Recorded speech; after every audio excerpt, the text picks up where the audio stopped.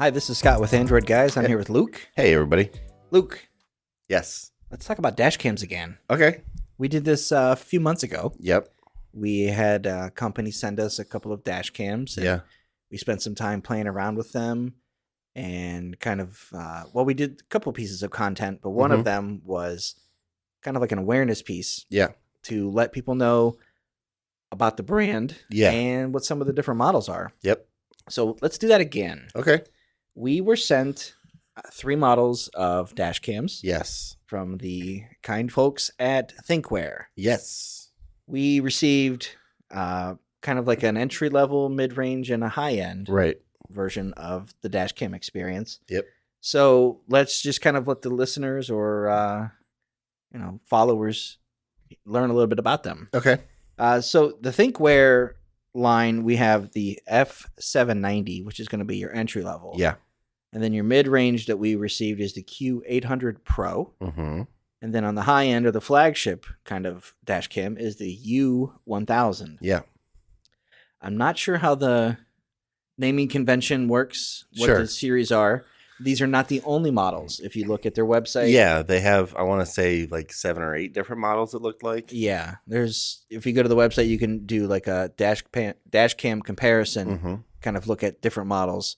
So let's just start at the 790. Sure.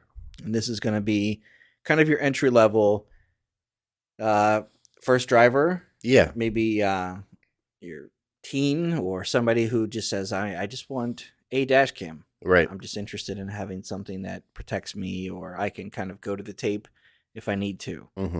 So the F790 runs about $170 right now. Yeah. On their website. It does show that it's $200 normally. I don't know if that's temporarily or recently dropped price or what that is, but this one has a front camera resolution of 1080. Yeah, so 1920 by 1080. Yep. And it's a 2.1 megapixel with a 140 degree field of view. Yeah. Which is pretty wide. It is. This one has super night vision technology. It's actually super night vision 3, which is interesting because we'll talk about these other two.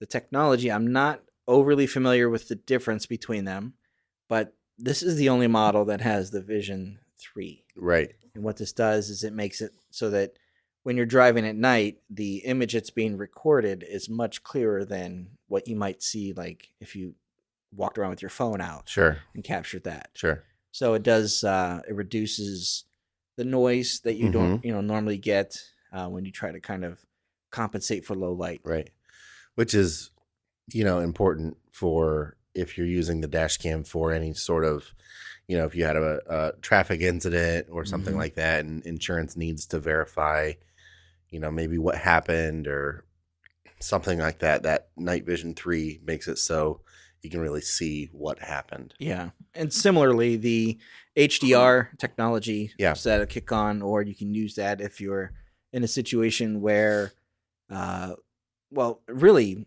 pretty much any situation, especially if you're driving towards the sun. Sure. Or as the sun is setting kind of situation where the things get a little bit harder to see. Yeah. It's amazing what like a camera can do that the human eye can't do in real time to kind of pick up and differentiate between things. So it has HDR technology as well. One of the things that's common in a lot of cameras, and not just dash cams, but when they have a wide angle. Yeah, such a wide angle like that. Yeah, you'll start to get this kind of thing along the edges where the image is kind of rounded or warped, almost. Maybe not a fisheye, but you'll start to get into that where if you're going down a road, the buildings as they come along the edge might have that. Yeah, a slight curve to them. Yeah, so this has some technology in there as well to kind of clean that up. Not that that's going to make a huge difference. No. Because you're concerned more along what's on the road, but that's there. You also have some other features in here, some driver assistance software. So if you're getting ready to switch lanes, or if you're drifting out of lanes, If some car gets to be a little bit too close to you, Sure. there's like anti-collision software Yep. and notifications, lane departure notifications. Mm-hmm. It's a pretty handy little unit. I think it also has, correct me, yes, some parking surveillance. But Yeah. I think you have to hardwire. Yeah, so that's the one thing, with this model particular, at least the version we were sent, it was hardwire only. Okay. So this one has to be hardwired into your system for power. Okay. But I will say that of all the dash cams that I've seen, this design is probably one of the most unique. It's very low profile. It looks very cool on your windshield. It's almost like just a little square box that has just a lens facing out at the front.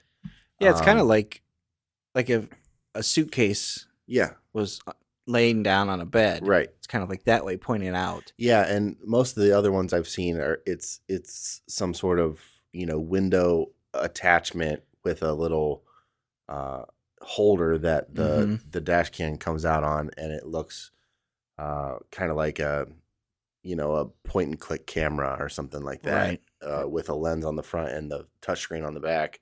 But this one doesn't have a screen on the actual unit.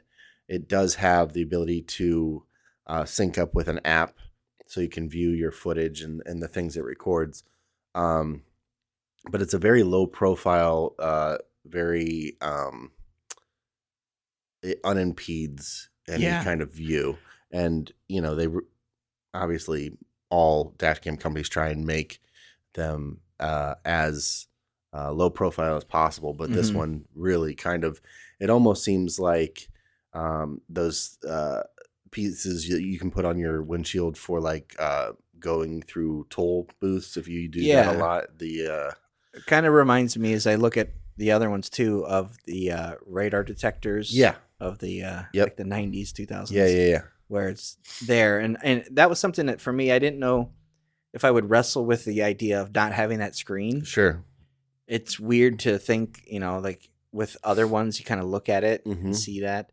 But you're not really doing that when you're driving. Well, right. And you, for argument's sake, you probably really shouldn't. Right. The ones that have the screen on them, actually, that might be even more of a distraction than this one, where it's recording, it's doing all the stuff it needs to do, and you can look at it later, but it's not something that you're going to have to look at while you're driving. Right. Which is kind of nice. Yeah. And if you need to pull it up, you're going to pull it up on your phone anyways. Right. So you're not going to go to the tape and look at it on the device. Right. So that's the F790. And again, that runs about $170 to $200, depending on where you're getting it. Right. The next one that we received was the Q800 Pro. Yeah. This one steps it up. This is about $300. Has another, I would say similar, but also different design. Yeah. It has like was it like a swivel little? Yeah, it's like a swivel camera on the front corner. It's still low profile. It still looks, interesting compared to most dash cams. But it's a little bit maybe more noticeable than the 790. But it has a lot of the same features that you're going to get as far as the Wi-Fi and GPS. You're going to get the software assistance. Yeah. This one has the same 140-degree field of view. Yeah. But this one is a 2K camera. Okay. On the front that has a 2560 by 1440. And this is a Sony sensor, I believe. Yeah. So it's going to be a little bit better of a resolution, a little bit crisper of an image. Yeah, the other one, I don't know if I said it, it was a 2.1 megapixel by comparison. This is a 5.1 megapixel Sony Starvis. And I don't know what that exactly means. I think that's just the name of the sensor, probably.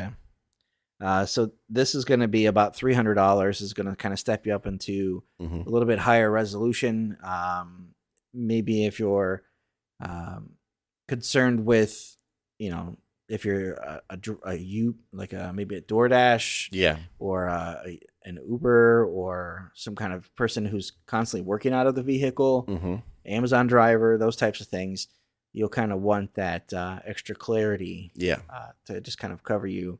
And I mean, it's not that much more when you're stepping up. Really not. So that's the Q800 Pro. And then at the high end, we have the U1000. Yeah. And this is a different one. Now, again, this one, they also have the ability to do like the parking lot, where like if somebody touches your car, right, you'll want to hardwire that in so that it can do those things. It won't just kick on from the car adapter or the cigarette adapter. Right. The U1000 is going to be their flagship model. And this one starts at about $399. This is a 4K camera. Yeah. And so this is going to give you a 3840 by 2160 image. If you go with the version that has the rear camera, you can get that at 2560 by 1440. This has an 8.4 megapixel Sony camera. Okay. And just a tiny bit wider field of view at 150 degrees. Okay. So this is going to be, again, similar, which is weird because the model numbers don't sound the same. The packaging don't look like they come from the same companies. No. But the actual products, when you look at them, all have that same design language. Right. And feel like they're from the same family. Right. Again, these are low profile. Put them under your mirror and you just kind of don't even think about them being there. Yeah. Again, you've got your software for night vision. These are the super night vision. You've got the lane departure, the collision. Again, if you go with the hardwire, you've got the parking surveillance mode. Yeah, is what that's called. Yep. So that is the U1000. If you're looking for something at the high end, you're going to find that. And you can look at ThinkwareStore.com. They've got all the different dash cams. And again, there are some models kind of in between. And there are a lot of accessories. Some of the cameras or dash cams have rear cameras that you can plug in, which is nice. If you're you're concerned with being able to see what's happening behind your car just as much as in front of it. And they also have a full kind of quad camera setup too, that you can view like a whole car. You can see around the sides. Now that's only compatible with certain models. Yep.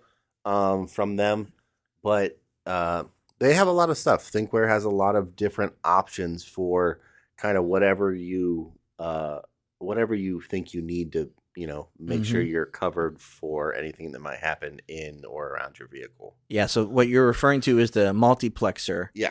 Capability. So that gives you the ability to put in like extra cameras for side. Yep. And then you've got your front and rear. You can do like internal rear as well. If you're doing like a Uber or something like that. If you're concerned with everything that happens inside your vehicle and you're worried about damage to the external or any type of insurance, this can really help you out. That type of thing. So. Yeah, those are Thinkware. And again, those are just 3 of the models, but we figured you guys might want to learn about them. Yeah. So go to ThinkwareStore.com to find out more. Thanks for listening. All right, that's going to do it for this episode of the podcast. Thanks for listening. We appreciate it. If you guys have any questions, feedback, concerns, comments, anything, shoot us an email at podcast@AndroidGuys.com. We'd love to hear from you one way or the other. Luke, if someone wants to get a hold of you, how do they do that? I am on Instagram and Twitter at Luke Gaul, Gaul. And I'm on Instagram at Scott Webster and Twitter as SWebster77. Until next time, thanks for listening. See ya.